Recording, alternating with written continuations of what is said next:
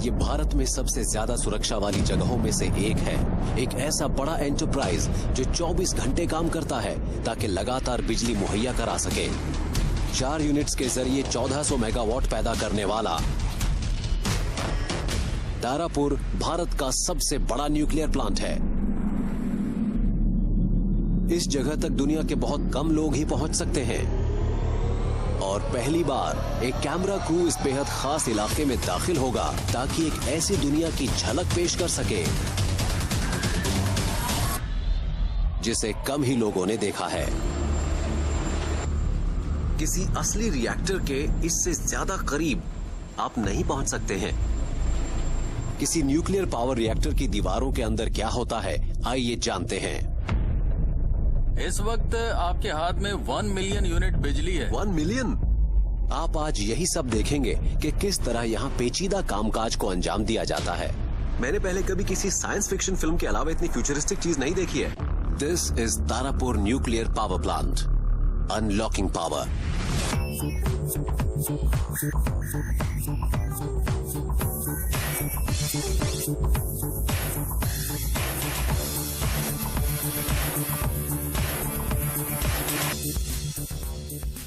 ये मेरे लिए जिंदगी का एक बहुत ही खास मौका है। इस वक्त मैं भारत के सबसे सिक्योर इंस्टॉलेशंस में से एक में हूँ और मेरे पास 24 घंटे हैं इस सबसे हिस्टोरिक न्यूक्लियर प्लांट को एक्सप्लोर करने के लिए। मैं स्ट्रिक्ट सिक्योरिटी से पहले ही गुजर चुका हूँ एंड फाइनली अब मैं तैयार हूँ न्यूक्लियर पावर की दिलचस्प दुनिया में कदम रखने के लिए।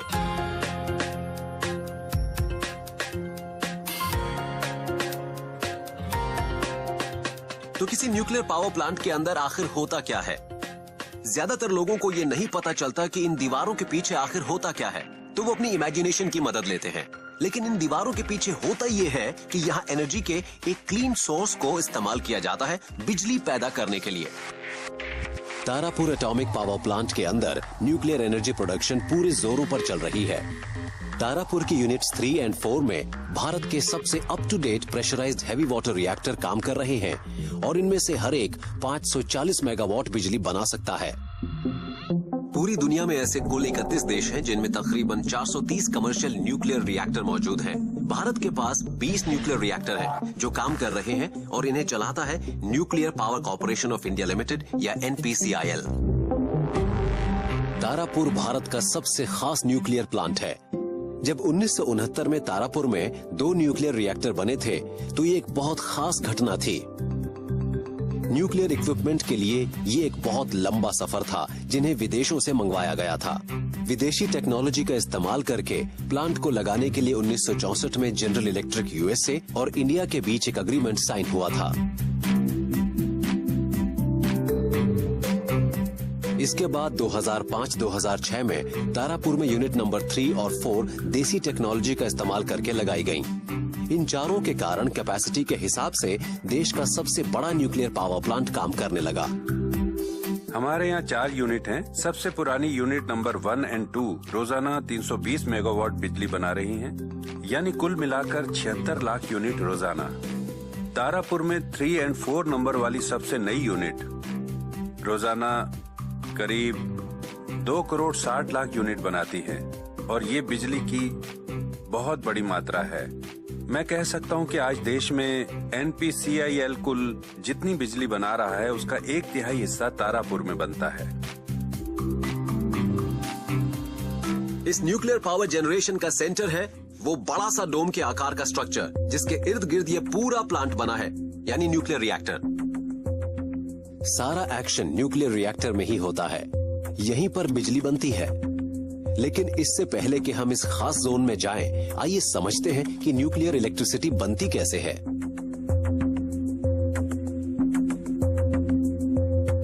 न्यूक्लियर इलेक्ट्रिसिटी तब बनती है जब एनर्जी रिलीज करने के लिए यूरेनियम एटम्स को स्प्लिट किया जाता है। जब कोई न्यूट्रॉन यूरेनियम से टकराता है तो वो कमजोर और अनस्टेबल होकर छोटे छोटे एटम्स में टूटकर ज्यादा न्यूट्रॉन और एनर्जी को रिलीज करता है। इस फिशन चेन रिएक्शन की वजह से हीट रिलीज होती है और उसी के जरिए बिजली बनती है। प्रोसेस करके उंगली के आकार वाले यूरेनियम डाइऑक्साइड पैलेट बनाए जाते हैं इस तरह के।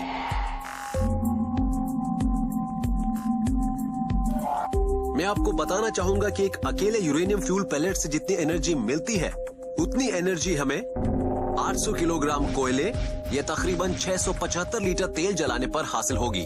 फिर इन पैलेट्स को इन मेटल फ्यूल रॉड्स में लोड करके एक साथ मिला दिया जाता है, जिनसे बनता है एक पावर पैक्ड बंडल। ऐसे हर बंडल का वेट तकरीबन 24 किलोग्राम होता है। ऐसे सैकड़ों फ्यूल बंडल्स को एक जायंट सिलिंड्रिकल वेसल में दाखिल करा दिया जाता है, जिसे कैलेंड्रिया कहा जाता है, और इसे किसी न्यूक्लियर रिएक्टर का दिल कहा जा सकता है। जब कोई न्यूट्रॉन यूरेनियम से टकराता है तो यूरेनियम एटम दो छोटे एटम में बंटकर ढेर सारी एनर्जी रिलीज करता है। तो फिशन से पैदा होती है हीट, जो पानी से भाप बनाती है। भाप से फिर बड़े टर्बाइन्स घूमते हैं, उनसे चलते हैं जनरेटर और फिर बनती है बिजली। न्यूक्लियर एनर्जी बेशक रिएक्टर से बनती है, लेकिन ये सारी चीजें कंट्रोल होती हैं प्लांट के शायद सबसे इंपॉर्टेंट रूम से। कंट्रोल रूम 24 घंटे बनने वाली न्यूक्लियर पावर का सेंटर होता है और यहाँ हर समय वर्कर्स काम करते रहते हैं। इस वक्त मैं न्यूक्लियर प्लांट के नर्व सेंटर में हूँ, यानी द कंट्रोल रूम। इसी जगह पर न्यूक्लियर प्लांट की हर बेहद माइन्यूट डिटेल पर बड़ी सटीकता के साथ निगरानी रखते हैं।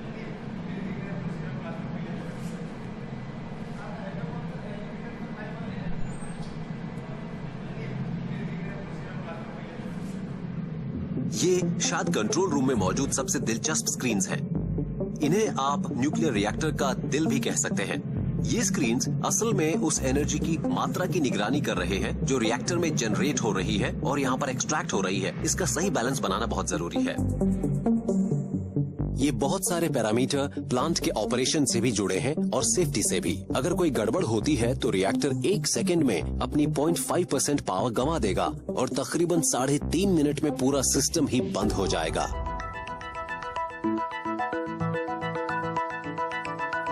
इस कंट्रोल रूम में मौजूद बेहद स्किल्ड और ट्रेन्ड पर्सनल हर मॉनिटर पर पैनी नजर रखते हैं और ये पक्का करना उनकी जिम्मेदारी है कि सभी पैरामीटर कंट्रोल में रहें। मैं प्लांट के 20,000 से भी ज्यादा पैरामीटर्स की देखरेख करती हूँ। इन्हें अपनी लिमिट में होना चाहिए, इसीलिए जब भी मैं इन पैरामीटर्स पर नजर डालती हूँ मुझे सावधानी बरतनी होती है। आखिर लोगों की सुरक्षा हमारे हाथ में जो है। कंट्रोल रूम पर जिस आदमी का कंट्रोल है वो है शिफ्ट चार्ज इंजीनियर। हेलो। अच्छा, मुझे बताइए कि आपके काम का सबसे चैलेंजिंग पार्ट क्या है? मेरे काम का सबसे चैलेंजिंग पार्ट ये है कि इस प्लांट को सुरक्षित तरीके से ऑपरेट करना और ऑथराइज्ड पावर लेवल कायम रखना। मुझे लगता है यही सबसे मुश्किल काम है मेरे लिए। और यहाँ मौजूद सिस्टम वो कितना एडवांस्ड है? इस प्लांट का कंट्रोल सिस्टम बहुत ही एडवांस्ड है और इस कंट्रोल रूम के अंदर हम सभी सिस्टम पैरामीटर्स की निगरानी करते हैं और सभी कंट्रोल पैरामीटर्स को इसी कंट्रोल रूम से मॉनिटर किया जाता है। तो अच्छा, इस मायने से ये प्लांट बहुत ही सेफ है, यानी ये बहुत सिक्योर है। बिल्कुल सिक्योर्ड। तो इसका मतलब ये हुआ कि इस सिस्टम में बाहर से कभी कोई इंटरफेरेंस नहीं की जा सकती और इसे हैक भी नहीं किया जा सकता। इस कंट्रोल रूम में एक खास मॉनिटर लगा है जो इस इलाके की सीस्मिक एक्टिविटी पर लगातार नजर रखता है। अगर कभी कोई अर्थक्वेक आता है तो ये पावर प्लांट खुद ब खुद बंद हो जाएगा। रोजाना पावर जनरेशन के अलावा रिफ्यूलिंग भी की जाती है, जो तारापुर के रोजमर्रा के कामकाज का एक बहुत जरूरी हिस्सा है। देखिए, प्रेशराइज्ड हैवी वाटर रिएक्टर्स में रिफ्यूलिंग का काम रोजाना किया जाता है जब रिएक्टर काम कर रहा होता है। तो हमारे ये जो ऑपरेशंस हैं ये कंट्रोल रूम से ही अंजाम दिए जाते हैं और इन ऑपरेशंस की निगरानी 2 अलग अलग कंप्यूटर्स करते हैं जो फ्यूलिंग मशीन के दोनों तरफ लगे होते हैं और इन्हें रिटन प्रोग्राम के हिसाब से ही काम करना होता है। और रिफ्यूलिंग को सिलसिलेवार और सुरक्षित तरीके से करने के लिए इस सिस्टम में पर्याप्त सेफ्टी प्रोविजन दिए गए हैं। रिफ्यूलिंग का काम क्योंकि न्यूक्लियर रिएक्टर के कोर में होता है, इसलिए एक आर्म की तरह काम कर रही रोबोटिक मशीनें कैलेंड्रिया के स्लॉट्स में नए फ्यूल बंडल्स को खिसकाती रहती हैं ताकि उनमें न्यूक्लियर फिशन हो सके। और दूसरी तरफ ऐसी ही एक रोबोटिक आर्म इस्तेमाल हो चुके फ्यूल बंडल को निकालती रहती है। अब शायद रिफ्यूलिंग का टाइम है, तो चलिए अब इस प्रोसेस के बारे में और जानते हैं। हाय, क्या आप हमें रिफ्यूलिंग प्रोसेस के बारे में बता सकते हैं और ये कितनी बार होता है? कुल मिलाकर हमारे 392 चैनल हैं। इन 392 चैनलों में से हम रोजाना 2 से 3 चैनलों की रिफ्यूलिंग करते हैं। इन 2 से 3 चैनलों की रिफ्यूलिंग के लिए हमारे पास 2 मशीनें हैं। एक कैलेंड्रिया के नॉर्थ साइड पर है और दूसरी साउथ साइड पर है। हम इन मशीनों को उनकी पार्क्ड पोजीशन से चैनल पोजीशन तक लाते हैं। हम इन मशीनों को चैनल के जरिए अपने हाई प्रिसीजन सेंसर्स के साथ अलाइन करते हैं। अलाइनमेंट के बाद हम इन मशीनों को चैनल्स के साथ जोड़ देते हैं और फिर हम चैनल की बाउंड्री को खोलते हैं, नए फ्यूल बंडल को एक तरफ से पुश करते हैं। मान लीजिए मैं नॉर्थ साइड से रिफ्यूलिंग शुरू करता हूं, तो मैं नए फ्यूल बंडल को नॉर्थ की तरफ से पुश करूंगा और हम यूज हो चुके फ्यूल बंडल को मशीन के साउथ हिस्से से निकाल लेंगे और ऐसे हमारा फ्यूलिंग का काम पूरा होता है। तो आप इस सारे काम पर यहीं से नजर रखते हैं या सभी कहीं और से? पैरामीटर्स का यहाँ से ध्यान रखा जाता है। वो सभी रिमोटली मॉनिटर्ड होते हैं। इस पूरे ऑपरेशन को एक माइक्रो कंप्यूटर की मदद से पूरा किया जाता है। इस रिफ्यूलिंग के काम को ऑटोमेटिक मोड में किया जाता है। तमाम फीडबैक इस पैनल पर अवेलेबल होते हैं, यहाँ दोनों तरफ, इस कंप्यूटर में भी और इन इंडिकेशंस में भी। सभी फीडबैक पैनल ऑपरेटर्स के लिए अवेलेबल होते हैं।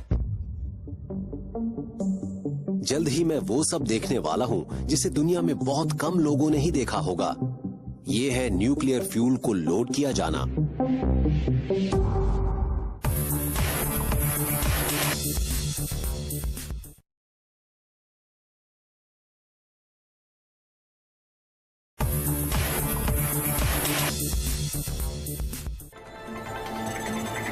भारत के सबसे बड़े न्यूक्लियर प्लांट तारापुर के अंदर 24 घंटे बिजली बनती रहती है और इस प्रोडक्शन को जारी रखने के लिए न्यूक्लियर फ्यूल की रिफ्यूलिंग रोजाना करना ऑपरेशन का बहुत जरूरी हिस्सा है। और अब वक्त है कि मैं रिएक्टर में जाऊं ताकि रिफ्यूलिंग के प्रोसेस को देख सकूं, जो मेरे लिए एक बहुत ही खास एक्सपीरियंस होगा।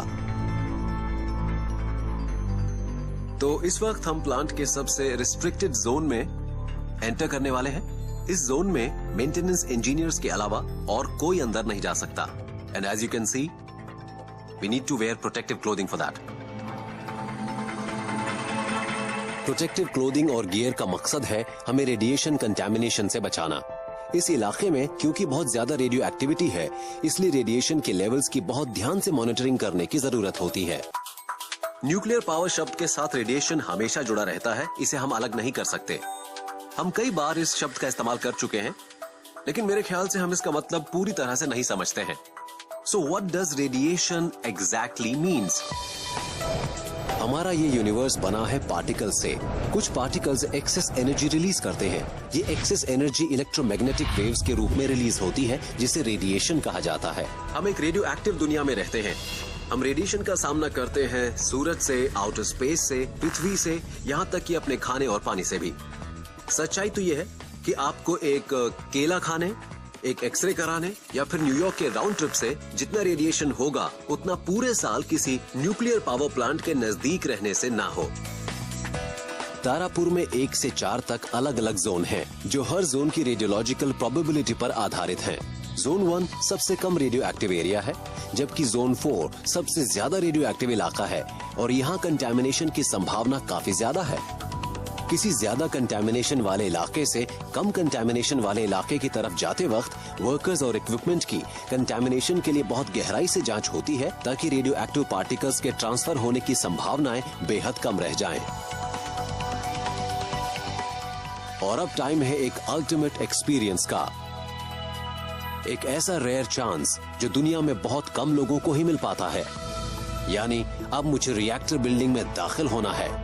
अब हम एंटर होंगे रिएक्टर बिल्डिंग 3 में। अभी सामने जो नजर आ रहा है वो मेन एयरलॉक है। यहाँ 2 दरवाजे हैं, ये ऑटोमेटिक दरवाजे हैं। ये बाहरी कंटेनमेंट डोर है और इसके बाद एक और इनर कंटेनमेंट डोर है। अंदर एंटर होने से पहले हम इस प्रोटेक्टिव गियर को पहनेंगे। ये हैं दस्ताने और जूते। अंदर हमारा रिफ्यूलिंग ऑपरेशन शुरू होने वाला है, तो मेरे ख्याल से आप उस पर भी नजर डाल पाएंगे।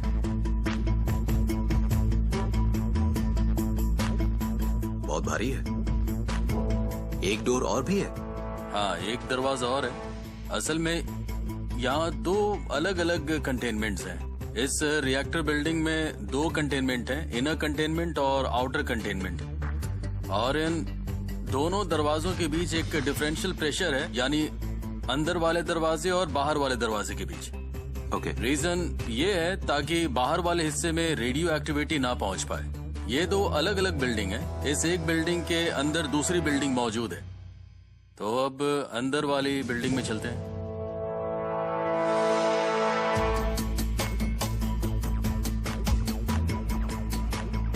ओह माय गॉड,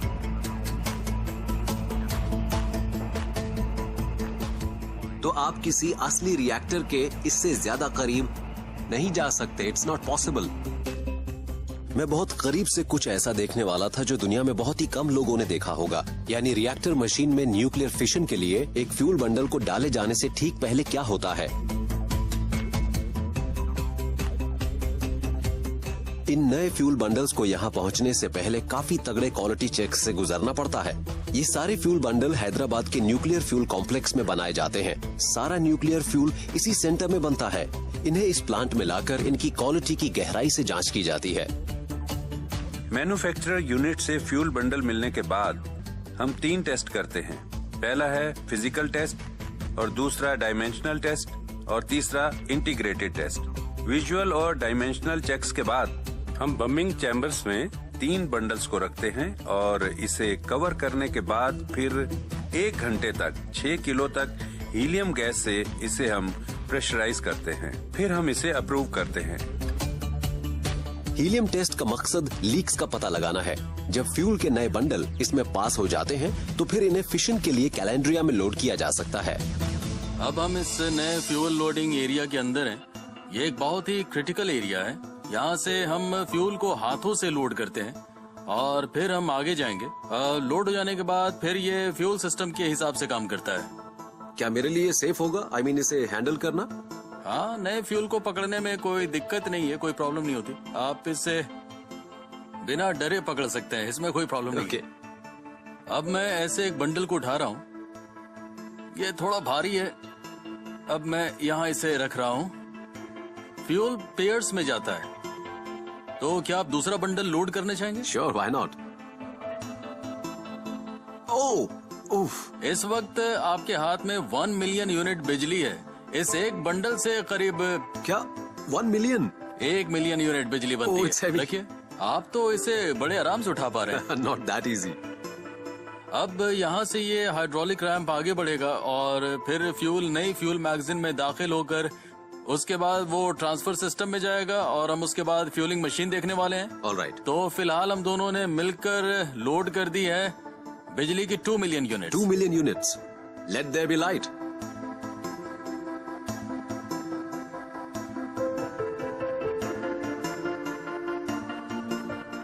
ये वो वॉल्ट है जिसमें तमाम कूलेंट चैनल्स हैं और यूरेनियम फ्यूल यहाँ रखा जाता है। इस एरिया में आप नहीं जा सकते हैं। यहाँ पर ये एक दरवाजा है और इसमें एक इंटरलॉक भी है। ये दरवाजा नहीं खुलता जब रिएक्टर एक खास पावर पॉइंट से ऊपर होता है, 1% पावर पॉइंट से ऊपर, अब 1% पावर, 0.1% पावर, तब ये नहीं खुलता है। तो ये न्यूक्लियर रिएक्टर के वॉल्ट वाले 2 एंट्री पॉइंट्स में से एक पॉइंट है। आप इसमें तभी एंटर कर सकते हैं जब मेंटेनेंस के लिए प्लांट को शट डाउन किया गया हो। इसके अंदर रेडिएशन फील्ड काफी ज्यादा है, लेकिन बाहर ये काफी सेफ है। यहाँ पर कोई प्रॉब्लम नहीं है। ओके। तो अब हम व्यूइंग विंडो से अंदर का नजारा देखेंगे। दूसरी तरफ से हम अंदर का नजारा देख सकते हैं।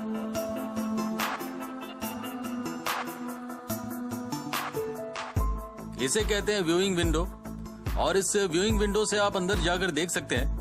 आप करीब जा सकते हैं, कोई प्रॉब्लम नहीं है। आप अंदर जो चीज देख रहे हैं वो है फ्यूलिंग मशीन। मैंने पहले कभी किसी साइंस फिक्शन मूवी के अलावा इतनी फ्यूचरिस्टिक चीज नहीं देखी है। तो ये वो रोबोटिक मशीन है जो हमारे रखे फ्यूल को लोड कर रही है, जिसे हमने थोड़ी देर पहले लोड किया था। सही कहा आपने। आपने यहाँ जो नया फ्यूल रखा था वो इस मशीन में पहुंच गया है। इसने फ्यूल ले लिया है और अब ये इसे इस कैलेंड्रिया या कूलिंग ट्यूब्स में लोड करेगी। यहाँ 392 कूलेंट ट्यूब्स हैं और ये जो मशीन है ये अभी 90 डिग्री के कोण पर घूमकर इन कूलेंट ट्यूब्स के साथ अलाइन करेगी। फिलहाल ये आज की पहली चैनलिंग करने वाली है। इनमें से हर एक का मकसद यहाँ एक खास टेम्परेचर को बनाए रखना है। ये टेम्परेचर कितना होगा, मैं इस बारे में कुछ जानना चाहता हूँ। अगर आप अंदर ध्यान से देखें तो बाहर की तरफ एक प्लग लगा हुआ है, इसे हम सीलिंग प्लग कहते हैं या क्लोजर प्लग। इन ट्यूब्स के अंदर करीब 300 डिग्री सेंटीग्रेड टेम्परेचर होता है और जो प्रेशर होता है वो होता है करीब 100 kg पर सेंटीमीटर स्क्वायर। जहाँ तक इस प्लांट में रिफ्यूलिंग का सवाल है, हम सीलिंग प्लग को 7000 बार निकाल और वापस लगा चुके हैं, यानी कुल 14000 बार हम इसे खोल चुके हैं और बंद कर चुके हैं, यानी ये काफी सेफ है। और जहाँ तक भारत के कुल न्यूक्लियर प्लांट का सवाल है, हम इस ऑपरेशन को करीब 70,000 बार अंजाम दे चुके हैं, यानी हम इतनी एक्सपर्टीज डेवलप कर चुके हैं। और आखिरकार इतनी सारी न्यूक्लियर एनर्जी अब पहुंचती है इस मैमथ टरबाइन रूम में।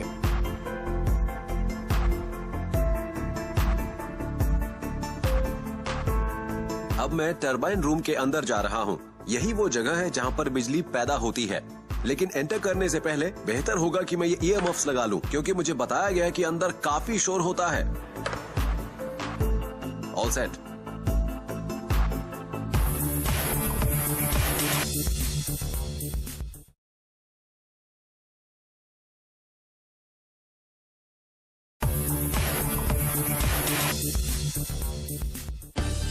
तारापुर न्यूक्लियर प्लांट में न्यूक्लियर इलेक्ट्रिसिटी का प्रोडक्शन बहुत बड़े स्केल पर होता है और पैदा होने वाली इस न्यूक्लियर एनर्जी को इन टरबाइन रूम्स में बिजली में बदल दिया जाता है, जहां अब मैं दाखिल हुआ हूं। ये जगह मुझे वाकई एक न्यूक्लियर पावर प्लांट जैसी लग रही है। टरबाइन्स के अंदर जो स्टीम बन रही है, उनसे पैदा होने वाली गर्मी मुझे महसूस हो रही है। इन टरबाइन्स के पीछे 2 टर्बो जनरेटर मौजूद हैं और वहां उस मीटर में हम उस इलेक्ट्रिसिटी को देख सकते हैं जो मेगावाट्स में जनरेट हो रही है। बिजली के जनरेट हो जाने के बाद इसे एक ट्रांसमिशन नेटवर्क या ग्रिड के जरिए ट्रांसपोर्ट कर दिया जाता है, यानी उन वायर्स के जरिए जो इस हाई वोल्टेज पावर को लंबी दूरियां तय करके सब स्टेशंस तक पहुंचाती हैं। फिर सब स्टेशंस में इस वोल्टेज को स्टेप डाउन करके घरों तक सही वोल्टेज के रूप में लोगों को दिया जाता है। तो दूसरी तरह की एनर्जी के मुकाबले न्यूक्लियर पावर में क्या खास बात है? जो न्यूक्लियर पावर होती है वो लोकेशन न्यूट्रल होती है। इसका मतलब है कि फ्यूल की अवेलेबिलिटी को ध्यान में रखे बिना न्यूक्लियर पावर प्लांट को कहीं भी लगाया जा सकता है। दूसरी बात ये कि न्यूक्लियर पावर एक बेस लोड जनरेटिंग टेक्नोलॉजी है। इसका मतलब है कि ये हफ्ते में 24 घंटे 7 दिन बिजली पैदा करती है, यानी साल में 365 दिन।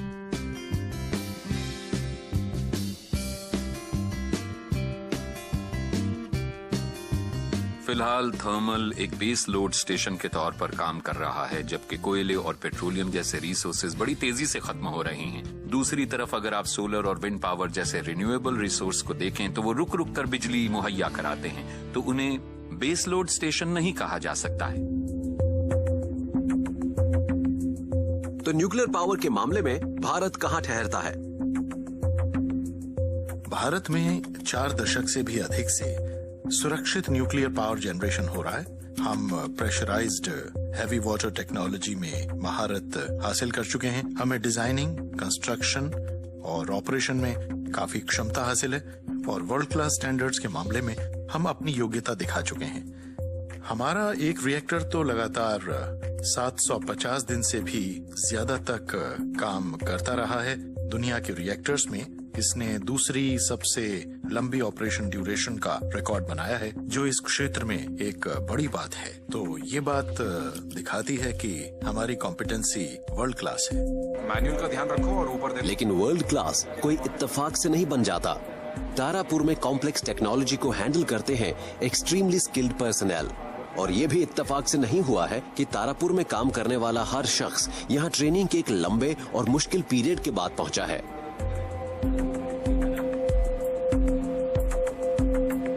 बिजली बनाने के हिसाब से ये न्यूक्लियर रिएक्टर एक बहुत बड़ी यूटिलिटी है। अगर आप कोई न्यूक्लियर प्लांट चला रहे हो तो उसे सेफ और सिक्योर तरीके से चलाना एक बहुत बड़ी रिस्पॉन्सिबिलिटी है, और हम इसका ध्यान रखते हैं। और हम इंश्योर करते हैं कि चाहे इंडक्शन हो, ट्रेनिंग हो, कंटिन्यूअस ट्रेनिंग हो या फील्ड एक्सपीरियंस, हम प्लांट्स को चलाने के लिए जिन भी लोगों को यूटिलाइज करें वो बहुत ही बढ़िया होने चाहिए। इसलिए हमारा क्वालिफिकेशन और लाइसेंसिंग प्रोग्राम बहुत ही इलेबोरेट है। ये licensing atomic energy regulatory board जारी करता है। मोटे तौर पर ये 3 अलग अलग लेवल्स पर रिक्रूटमेंट करता है और ये हैं टेक्नीशियंस, सुपरवाइजर्स और साइंटिफिक ऑफिसर्स। रिटन एग्जाम में शॉर्ट लिस्टिंग के बाद इनका इंटरव्यू होता है और इंटरव्यू क्लियर होने के बाद आपको रिगरस ट्रेनिंग प्रोग्राम में शामिल किया जाता है। जिस तरह से ब्रीदिंग जरूरी है जिंदा रहने के लिए, उस तरह से ये ट्रेनिंग भी बहुत ही जरूरी है इस न्यूक्लियर पावर स्टेशन को ठीक तरह से चलाने के लिए। देखिए, लाइसेंस मिलने का मतलब ये नहीं होता कि आप लापरवाही बरतें। आप प्लांट को ऑपरेट करते रहें। कोई लाइसेंस्ड कंट्रोल इंजीनियर होने के बावजूद आपको 3 साल के बाद फिर से क्लियर करना होता है और ये प्रोसेस चलता रहता है। यानी हर 3 साल के बाद आपका रिक्वालिफिकेशन होता है। इस जगह पर ये लोग प्रोफेशनल बनते हैं। सिमुलेटेड कंडीशंस में इन लोगों को ऐसी सिचुएशंस झेलनी पड़ती हैं जो शायद इन्हें प्लांट में अपने टेन्योर के दौरान ना झेलनी पड़े। लेकिन यहाँ मिली अपनी जबरदस्त ट्रेनिंग के बल पर ये भविष्य में किसी भी स्थिति के लिए तैयार हो जाते हैं। ट्रेनीज को जिस कंट्रोल रूम में काम करना होगा, ये उसकी एक सटीक वर्किंग रेप्लिका है। यहाँ हम प्लांट के रोजमर्रा के आम ऑपरेशन कर रहे हैं जो नॉर्मल ऑपरेशंस हैं। फिर इनफ्रीक्वेंट ऑपरेशंस होते हैं, वो ऑपरेशंस आमतौर पर नहीं होते।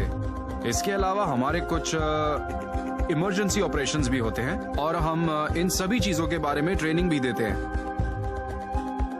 ये है एक इनफ्रीक्वेंट ऑपरेशन जिसमें इन्हें किसी लाइव सिस्टम में हिस्सा लेने का मौका नहीं मिलता, तो हम सीक्वेंस सिमुलेट करते हैं और ये लोग हालात के हिसाब से एक्शन करते हैं जो भी सिनेरियो होता है। जब भी हम इन्हें कोई एक्सरसाइज देते हैं तो हम इन्हें इवैल्यूएट करते हैं 9 पैरामीटर्स पर। वो पैरामीटर्स भी सेट किए जाते हैं। पैनल पर उनका ध्यान, उनका शुरुआती रिएक्शन, सब्सिक्वेंट मैनुअल एक्शन, इनका टीम वर्क और प्रोसीजर का पालन करना। आज हम एक एक्सरसाइज करेंगे क्लास 4 फेल्यूर का। And your roles I will just define. You are the assistant shift engineer, you are the overall control of the panels in the station. तो तारापुर को कामयाबी से चलाने के लिए वर्कर्स की सेफ्टी और ट्रेनिंग बहुत अहमियत रखती है। भले ही न्यूक्लियर पावर दूसरे सोर्सेस ऑफ पावर के मुकाबले ज्यादा फायदेमंद है, फिर भी लोग इसे लेकर चिंता में रहते हैं। In the nuclear world, an accident anywhere is an accident everywhere. और ऐसे ही कुछ न्यूक्लियर हादसे न्यूक्लियर हिस्ट्री पर अपनी छाप छोड़ चुके हैं। लेकिन इन हादसों की वजह से पूरी दुनिया में मौजूदा न्यूक्लियर पावर फैसिलिटीज के लिए सेफ्टी से जुड़े कुछ अहम सबक हम सबको मिले हैं। न्यूक्लियर पावर टेक्नोलॉजी के मामले में हमारा दुनिया के साथ बहुत अच्छा सहयोग है।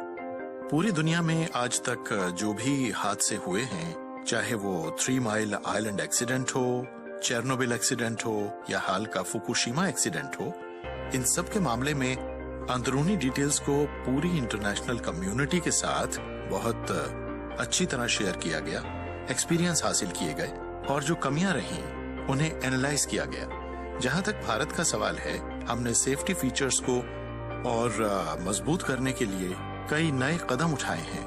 हमने नए रिएक्टर्स में और मौजूदा रिएक्टर्स में भी इन हादसों के बाद कुछ एडिशनल फीचर्स प्रोवाइड कराए हैं।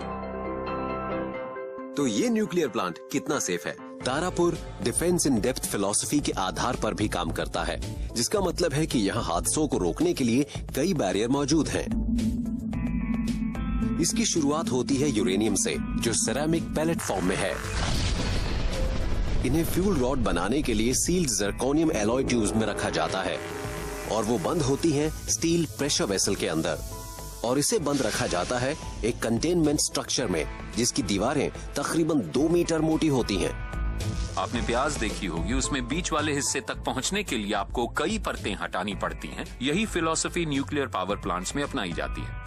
इसमें कई परतों के जरिए रेडियो एक्टिविटी को माहौल में पहुंचने से रोका जाता है और इसमें फिजिकल बैरियर भी शामिल है। देखिए, डिफेंस इन डेप्थ फिलॉसफी का मकसद होता है हादसे को रोकना। अब मान लीजिए हादसा हो ही जाता है तो हमें उसके नतीजों को सीमित रखना होता है और साथ ही ये कोशिश भी करनी होती है कि वो माहौल में और ज्यादा न फैले।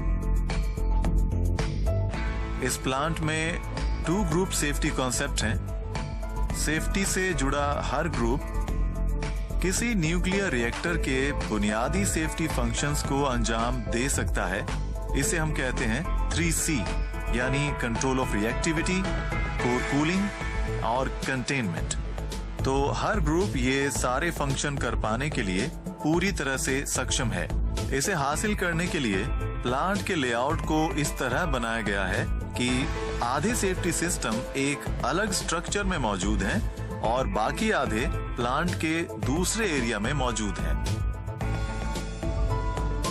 इस डोम की दीवारों को बहुत मजबूत बनाया गया है ताकि रेडियो एक्टिविटी अंदर से बाहर ना निकल सके।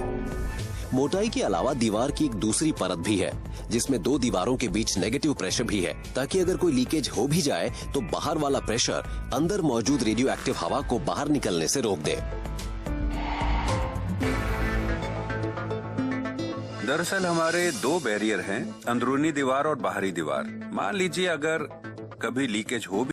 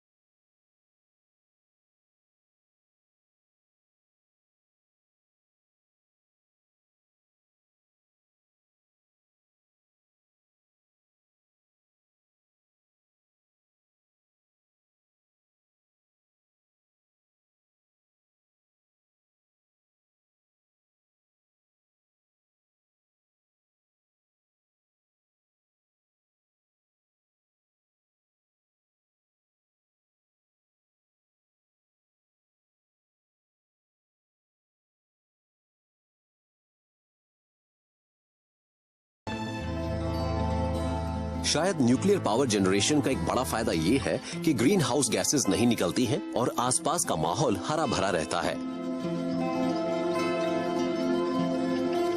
एंड वेल, ये बटरफ्लाई पार्क इस बात का सबूत है।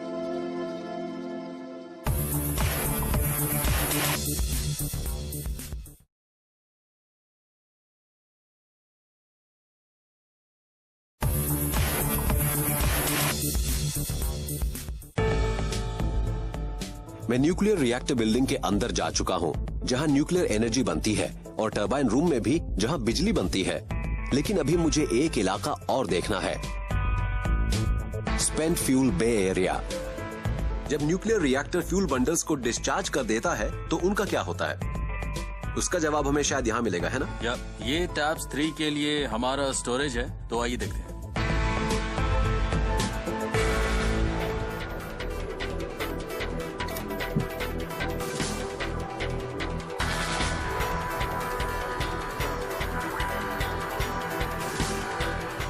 यहाँ क्या हो रहा है? ये टैप्स 3 के लिए हमारा main spent fuel storage pool है, और टैप्स 4 के लिए भी ऐसा ही एक पूल है। इस पूल में हम अपने इस्तेमाल हो चुके फ्यूल को 10 साल तक स्टोर करके रख सकते हैं। आप इस बड़े पूल की बात कर रहे हैं? हाँ, बड़े पूल की। और ये वाले? ये छोटे पूल रिसीविंग बेस हैं। जब फ्यूल यानी डिस्चार्ज फ्यूल चैनल से आता है फ्रॉम द रिएक्टर, हाँ रिएक्टर से, तो ये जोड़ों में आता है। इसके 2 बंडल आते हैं, हम उन्हें यहाँ रिसीव करते हैं और फिर उन्हें बड़े पूल में पुश कर देते हैं। फिर उन्हें उन स्टोरेज ट्रेज में रखा जाता है। आप वहाँ जो देख रहे हैं वो ट्रेज है, तो हम उन्हें वहाँ स्टोर करके रखते हैं। ये पानी कूलिंग और शील्डिंग दोनों कामों के लिए है। तो ये रेगुलर वाटर है या कुछ और है? ये डीएम वाटर है। डीएम का मतलब? डीमिनरलाइज्ड वाटर होता है। हम पानी की प्योर केमिस्ट्री को कायम रखते हैं। ये खास पानी नहीं होता है, ये नॉर्मल पानी ही होता है। ओके, तो क्या हम इसे नजदीक से देख सकते हैं? हाँ। पिछले कुछ वर्षों के दौरान फ्यूल के जो बंडल इस्तेमाल किए गए हैं उन्हें 9 मीटर से भी ज्यादा गहरे और डीमिनरलाइज्ड वाटर से भरे इस बड़े से पूल में रखा जाता है। जब किसी फ्यूल बंडल को हटाया जाता है तो उसमें से गर्मी और रेडिएशन निकल रहा होता है, तो बंडल को ठंडा करने और रेडिएशन को रोकने के लिए इसे पानी के इस पूल में रखते हैं, जिसे कहा जाता है स्पेंट फ्यूल स्टोरेज बे। इन्हें कम से कम 4 साल तक ठंडा किया जाता है, उसके बाद इन्हें रीप्रोसेसिंग के लिए भेजा जा सकता है। ये है स्पेंट फ्यूल रिसीविंग बे, जिसके बारे में मैंने ऊपर आपको बताया था। आज सुबह हमने एक चैनल L11 को रिफ्यूल किया है। ओके। तो उस चैनल के ऐसे एक स्पेंट फ्यूल बंडल को डिस्चार्ज किया जा रहा है। तो अभी आप एक ऐसे स्पेंड फ्यूल बंडल को देखेंगे जिसे अभी 2-3 घंटे पहले ही रिफ्यूल किया गया था। तो ये इस रिसीविंग बे से स्टोरेज बे में जाएगा। हमें सिर्फ एक ही चीज बचा रही है, वो है ये शील्डिंग, यानी ये पानी हमें बचा रहा है। ये एक बहुत ही बढ़िया रेडिएशन शील्ड है और साथ ही ये फ्यूल बंडल की जबरदस्त गर्मी को भी जज्ब कर लेता है। तो ये एक तरह से फ्यूल बंडल को ठंडा भी कर रहा है और शील्डिंग भी कर रहा है। इसका मतलब आप वाटर टेम्परेचर को भी मेंटेन करके रखते होंगे। हम पानी के टेम्परेचर और उसकी गहराई दोनों को कायम रखते हैं। आप देख सकते हैं कि यहाँ पानी 5.5 मीटर गहरा है, यानी यहाँ इसकी इतनी गहराई है और ये पानी इतना साफ है कि फर्श पर पड़ी हर चीज एकदम साफ साफ नजर आ रही है। अब एक क्रिटिकल क्वेश्चन, इस पानी के ग्राउंड वाटर या किसी और सोर्स ऑफ वाटर के साथ मिलने के कितने चांसेस होते हैं, ये मैं जानना चाहता हूँ। ये चांस तो ना के बराबर है। इस सिस्टम को इस तरह से डिजाइन किया गया है कि ऐसा नहीं हो सकता है। वहाँ आपको एसएस प्लेट्स नजर आ रही होंगी। एसएस का मतलब? एसएस यानी stainless steel plates. Okay, no secret service. यहाँ स्टेनलेस स्टील की 304 प्लेटें हैं और इस पूरे पूल में ये प्लेटें लगी हुई हैं और एक लेयर के पीछे प्लेटों की एक और लेयर भी है। इसके अलावा दूसरे सिस्टम्स भी हैं। यहाँ फर्श को 5 मीटर तक वाटरप्रूफ भी किया गया है और साथ ही वाटरप्रूफिंग ट्रीटमेंट भी हुआ है। यानी हम इसे एक बहुत ही मजबूत वॉल्ट कह सकते हैं, हाँ, ये बहुत मजबूत है। हमने इसे लेकर बहुत सारे क्वालिटी एश्योरेंस चेक्स किए हैं और इनमें वैक्यूम बॉक्स टेस्टिंग और डीपीटी वगैरह भी शामिल है ताकि इसमें से कुछ लीक ना हो सके। स्पेन फ्यूल बंडल्स इस तरफ से बाहर आते हैं। तो हमें बंडल नजर आएंगे? हाँ, हमें वो बंडल नजर आएंगे जिन्हें या तो हमने रिफ्यूल किया है या जिन्हें सुबह चैनल से डिस्चार्ज किया गया है। मैंने तो कभी सपने में भी ये नहीं सोचा था कि मैं अपनी आंखों के सामने इस तरह का न्यूक्लियर ट्रांसफर होता देखूंगा। वो है स्पेंड फ्यूल बंडल्स। मैं एक सवाल और पूछना चाहूंगा, मुझे जो नजर आ रहा है वो क्या शेल है या फिर वो असली फ्यूल है? ये असल में फ्यूल है। आप फिलहाल देख सकते हैं कि स्पेंड फ्यूल बंडल पर कुछ नीलापन सा नजर आ रहा होगा। यानी इनका कलर ही सिर्फ ब्लू नहीं है, इनकी चमक भी ब्लू है। It's like emitting light. इसे कहते हैं सेरेंकोफ लाइट। ये किसी स्पेंड फ्यूल बंडल की एक खास पहचान होती है। एक्चुअली इस वाटर मीडियम में इन रेडियो एक्टिव पार्टिकल्स की जो रफ्तार होती है इस मीडियम में लाइट की रफ्तार से ज्यादा है। इसी वजह से ये नीला रंग दिख रहा है। और इसकी खोज की थी सेरेंकोफ नाम के एक वैज्ञानिक ने, तो इसे ये नाम मिल गया। तो किसी थर्मल पावर प्लांट में कोयला दोबारा इस्तेमाल नहीं हो सकता, लेकिन एक न्यूक्लियर पावर प्लांट में स्पेंट फ्यूल दोबारा इस्तेमाल किया जा सकता है। तो जब हम इस्तेमाल हो चुकी इन यूरेनियम फ्यूल रॉड्स को यहाँ पर आते देखेंगे तो उन्हें इन केसेस में स्टोर किया जाएगा। उसके बाद प्लूटोनियम को उनसे निकाला जाएगा जिसे फिर से न्यूक्लियर फ्यूल के तौर पर यूज किया जा सकेगा। भारत का न्यूक्लियर प्रोग्राम 3 स्टेज वाला है, जिसका सपना इंडियन न्यूक्लियर प्रोग्राम के पितामह डॉक्टर होमी भाभा ने देखा था। स्टेज 1 में नेचुरल यूरेनियम का इस्तेमाल बिजली पैदा करने के लिए फ्यूल के तौर पर होता है। इसके अलावा प्लूटोनियम 239 भी पैदा होता है। स्टेज 2 में प्लूटोनियम 239 को थोरियम के साथ बिजली पैदा करने के लिए फ्यूल के तौर पर इस्तेमाल किया जाएगा। इसके अलावा U233 को भी पैदा किया जाएगा। स्टेज 3 में यूरेनियम 233 के साथ थोरियम का इस्तेमाल बिजली पैदा करने और ज्यादा यूरेनियम 233 जनरेट करने में होगा। न्यूक्लियर पावर जनरेशन के मामले में एक खास बात यह है कि प्लांट को लगातार चलाया जा सकता है और बिजली बिना किसी बाधा के पैदा हो सकती है। प्लांट को कामयाबी से चलाने के लिए मशीनों की देखरेख बहुत जरूरी होती है। न्यूक्लियर एनर्जी और सेफ्टी का पुराना साथ है। रेगुलर चेक्स और मेंटेनेंस ऑपरेशंस का एक अहम हिस्सा होते हैं। अभी मैं एक ऐसी टीम से मिलूंगा जो इस काम के लिए तैयार हो रही है। क्या आप मुझे बता सकते हैं कि आज मेंटेनेंस के सिलसिले में क्या हो रहा है? हाँ, ये हमारा फ्यूल हैंडलिंग मेंटेनेंस जॉब है और अगर आप ये देखना चाहते हैं कि हम ये काम कैसे करते हैं तो हम रिएक्टर बिल्डिंग के अंदर एक बड़ा मेंटेनेंस जॉब कर रहे हैं यूनिट नंबर 4 में। अगर आप वहाँ चलना चाहें तो मैं आपको ले चलूंगा, लेकिन ये जगह दीवार के नीचे है, रिएक्टर के नीचे है और उसके लिए हमें कुछ प्रोटेक्टिव क्लोथिंग पहननी होगी। That sounds really interesting. Mister Rajagopalan, इस वक्त मैं जोन 4 से आ रहा हूँ, तो क्या आप मुझे बता पाएंगे कि मेरा रेडियो एक्टिव एक्सपोजर कितना था अगर उस जोन में जाने के बाद कोई था तो? हाँ, देखिए हमने आपको 2 पर्सनल मॉनिटर दिए थे। इसे TLD कहा जाता है। और ये है डायरेक्ट रीडिंग डोजीमीटर। तो आप देख सकते हैं कि ये जब आपको दिए गए तो ये 0 पर रहे होंगे, पर अब इनकी फाइनल रीडिंग है 2.33 माइक्रो सीवर्ट्स। ये वो डोज है जो आपने आज रिसीव की है, ठीक है? Micro sieverts, micro sieverts. आपने इतनी ही डोज रिसीव की है। इसे यहाँ भी रिकॉर्ड किया जाता है, पर अगर आप यहाँ कोई नौकरी कर लें तो आप इसे रोजाना अपने साथ ले जाएंगे। आपने यहाँ काम करने के लिए RWP लिया होगा। रोजाना ये डोज हमारे सॉफ्टवेयर प्रोग्राम में आपके TLD नंबर में जुड़ती जाएंगी। तो महीने के आखिर में हम इसे रीडिंग के लिए भेज देंगे।